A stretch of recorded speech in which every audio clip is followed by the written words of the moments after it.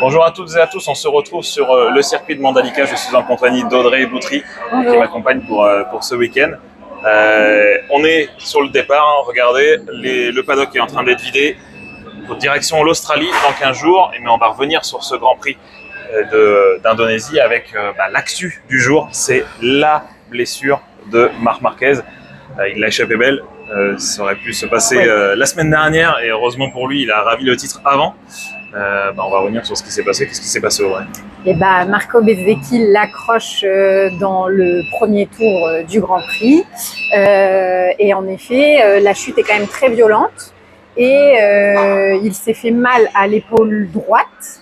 On a dit épaule droite parce qu'on ne sait pas si c'est vraiment la clavicule, si c'est les ligaments. Donc on a préféré dire épaule droite sur le site pour être sûr de ne pas se tromper et donner de mauvaises infos. On préfère rester large. Et en fait, il va rentrer à Madrid pour voir ses médecins, faire des examens complémentaires pour pouvoir savoir justement ce qu'il a réellement.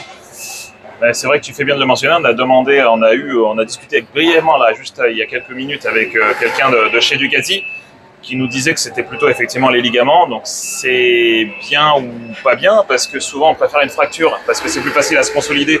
Et une fois que c'est résorbé, c'est résorbé. Quand c'est une fracture, quand c'est une rupture des ligaments, ça nécessite souvent une opération où les pilotes préfèrent garder un traitement conservateur et donc avec des récidives derrière, des épaules qui se déboîtent ou autre. Donc on va suivre ça de très près. Mais voilà. Mais par contre, les équipes lui souffrent de rien. Non, pour l'instant, après il va bien. Il est juste parti à l'hôpital de Mataram, donc à côté du circuit, enfin pas très loin du circuit, pour faire des examens complémentaires aussi. En effet, il n'a pas l'air de souffrir de quelque chose contrairement à Marquez, et on ne sait pas encore pour sa pénalité. Il sera certainement pénalisé, je pense. Oui, parce qu'en fait, là, on a regardé la direction. J'ai regardé la direction de course, le résultat de la direction de course. Effectivement, comme il est à l'hôpital, il n'a pas pu être auditionné pour savoir ce qui s'était réellement passé, parce qu'on peut très bien imaginer aussi un problème technique sur sa moto. Oui, ça peut aussi, donc ça peut être voilà. Donc pour l'instant, pas de pénalité en vue, en tout cas à l'heure où on fait cette vidéo. Mais on va suivre ça aussi de très près. Bon, lui, il souffre de rien, pas de blessure. Massimo Rivola est venu tout à l'heure pour s'exprimer, le patron de chez Aprilia, pour dire qu'il n'avait rien. Maintenant, bien sûr qu'il souffre, il a un peu mal avec ses cabrioles comme il y a eu la semaine dernière avec Jorge Martin. C'était très rapide. C'était très rapide. Donc voilà. Et on va revenir juste sur le vainqueur du jour, historique, parce que c'est Fermín Aldeguer qui l'emporte aujourd'hui. Donc le deuxième plus jeune vainqueur en catégorie Rennes, après Marc Marquez. Exactement. Fermín Aldeguer qui a été vraiment au-dessus du lot avec Marco Bezzecchi ce week-end. C'était les deux hommes forts du week-end. Hier, il a été privé de la victoire en sprint. Il a été privé par un peu au dernier moment en plus, donc un petit peu frustrant pour lui. C'est ce qu'il disait en plus tout à l'heure à la conférence de presse. Il disait s'il y avait eu un tour de moins, j'aurais pu gagner aujourd'hui, samedi. Et du coup, il a sa revanche aujourd'hui. Il attendait que Marco Bezzecchi lui revienne au contact, il l'a jamais vu. Exactement, donc comme tu dis, deuxième plus jeune vainqueur en MotoGP, 123e vainqueur différent dans la catégorie Rennes. C'est une bonne surprise de la part de Fermín Aldeguer parce que on ne l'attendait pas aussi dominateur, exactement, puisque son avance près de 7 secondes sur Pedro Acosta.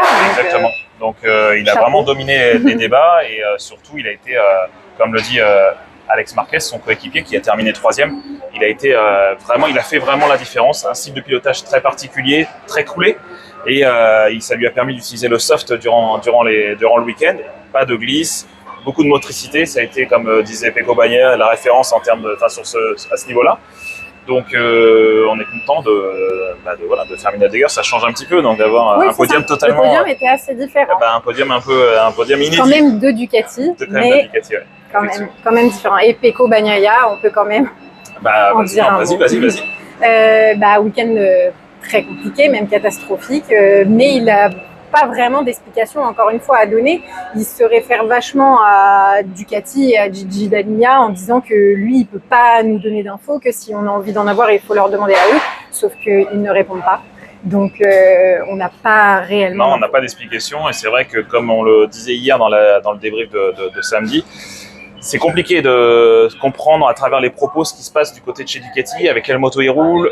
Comme je vous l'expliquais hier, on peut très bien rouler avec une moto hybride, il n'y a pas de souci, tant que le moteur et l'aéro, comme ce sont des seuls éléments figés, on va dire, il n'y a pas on peut très bien rouler avec une moto avec des pièces de 2024, des éléments de 2025.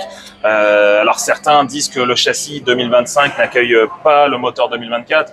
On peut imaginer quand même que Ducati travaille à ce niveau-là et donc puisse mettre ce moteur 2025 sur le châssis 2024. Mais bon, bref, toujours est-il qu'on ne sait pas trop. Et les propos de Uccio chez VR46 ont un peu mis un peu semé le trouble, exactement, pour pas dire autre chose. Donc ça c'est vraiment un élément sur lequel on va enquêter sur les prochains Grands Prix parce que ce sera intéressant de suivre ce qui se passe et surtout voir si ce Grand Prix un peu particulier, les pneus complètement différents. En plus la course était bizarre, le résultat est quand même un petit peu bizarre, tout le monde n'était pas très à l'aise avec les pneus. Peut-être que en effet ce Grand Prix est simplement différent des autres. Exactement, donc voilà. On espère vraiment pour Bagnaia, surtout voilà, c'est difficile de le voir tirer la tronche comme ça après chaque débrief et de pas comprendre. Même nous, on essaie d'enquêter. Donc voilà. Bon.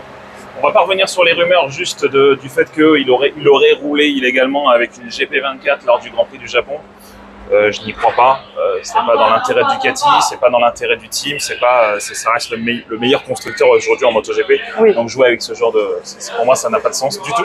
Donc bon, on espère en tout cas que ça me fasse pas mentir, mais je ne vois pas du tout pourquoi il fait ça. Non, je pense pas, franchement. Voilà, et côté français, quand même. C'est ce que j'allais dire. Ah bon, non, je crois que t'allais dire. Zarco et Quartararo sont dans les points tous les deux. C'était une course compliquée, notamment avec les pneus, c'est ce qu'on disait sur la location de pneus.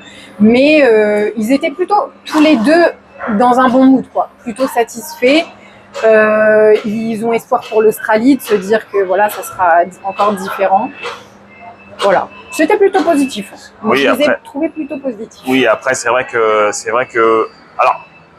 Du côté de chez Zarco, ce qui lui a importé ce week-end, c'était de retrouver la confiance. Alors, il ne l'a pas forcément retrouvé. Non. Donc, comme tu disais, c'est un circuit particulier, une allocation pneumatique particulière. Donc, ça a été.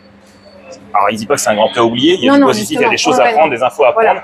Mais effectivement, on ne va pas se baser sur ce Grand Prix-là pour dire. C'est un Grand Prix particulier. Voilà, c'est pas à oublier, mais c'est un Grand Prix particulier. Exactement. Donc, voilà.